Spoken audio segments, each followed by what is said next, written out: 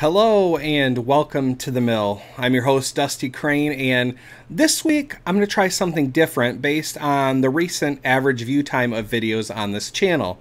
I'm going to try and keep this video between 5 and 7 minutes, so let's get to it because we have a full slate of topics. Well, let's start with the fact that we got a new Stonemaier Newsletter this week, and that means an updated work in progress chart, but I'm going to cover the other newsletter content first. Rolling Realms is looking to have a late September pre-order.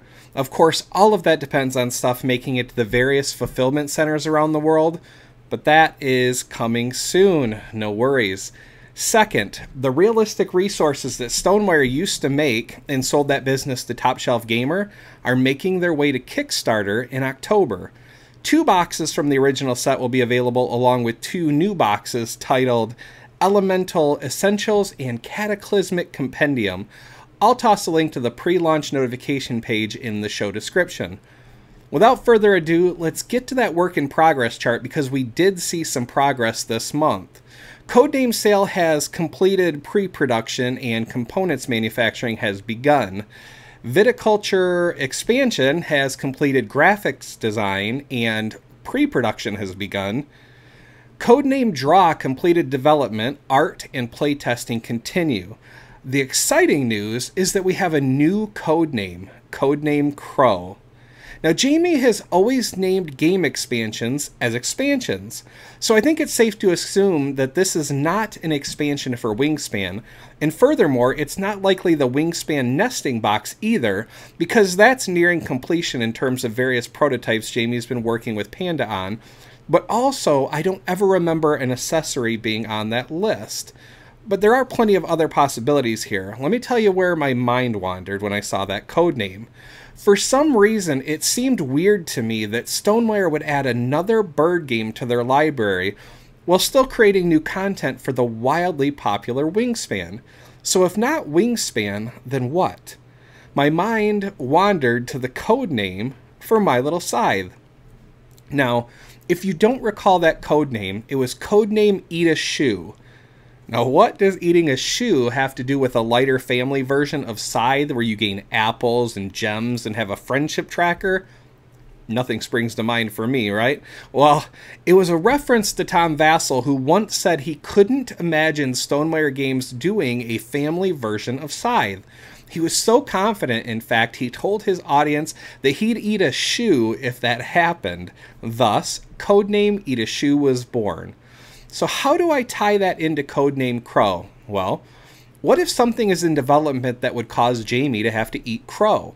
There really aren't too many instances of things that I'm aware of that Jamie has just outright said isn't going to happen. He's always been very much about doing what the fans want if there's enough demand, and I would imagine business sense. Well, Scythe is still a very popular board game with new people discovering it all the time. It's also true that Jamie has stated on many occasions that Scythe is done. A fact that has broken my Scythe-loving heart time and time again, but I understood his reasoning. Jamie thought Scythe was done after he finished Invaders from Afar. Then Kai had an incredible idea for airships and the Wind Gambit was born. Scythe was probably done at that point when Ryan Lopez created a campaign for the game, and that effort brought us the Rise of Fenris. What if something else came along that couldn't be ignored? What if it added something else good enough that Jamie couldn't pass it up?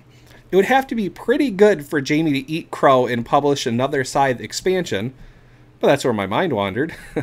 Now, I'll be honest with you. I'm a little worried that by putting this video out there, someone is inevitably going to see it and ask Jamie what he thinks of my little theory here. And that's fine, but let me remind you that I am just a huge Scythe fanboy, and it is absolutely wishful thinking. I have absolutely no reason to believe Codename Crow actually references eating crow, but any reason for me to get back up on the Scythe hype train is probably an opportunity that I'm going to jump at. Shortly after reading that newsletter, a post went up on Board Game Geek titled, Collaboration? User Jobby noticed that Level 99 Games just released a chart of what they're working on, and they have a title added to their September work in progress chart titled Crow also. This is very interesting indeed, given the fact that both charts would seem to indicate those titles are very early works in progress. Are there any titles in the level 99 slate of games that seem like it'd be right for a collaboration with Stonemaier games? Or vice versa? Is there a Stonemaier game that you think would be cool adapted or mixed with a level 99 game? Please let me know in the comments what you think you would like to see. Of course, it's also possible that this is entirely coincidental, given that going down this particular rabbit hole led me to the discovery that for at least a few months now, level 99 has titles in their works in progress chart like Killdeer, Snowy Owl, and of course now Crow. So maybe this really is a coincidence, but it's always fun to imagine what a mashup of two cool things could possibly look like, right? I mean, I know what I'm hoping for, but there really isn't even any smoke to point to fire. This is 100% wishful thinking, but it's still fun to think of anyway. And that's all I have for you this week. Please let me know how you liked the abbreviated video and whether that's something you enjoy that I should consider continuing, or if there are any other types of videos or formats you'd like me to attempt. Until next time, take care of yourselves and each other. Thanks for watching. Bye.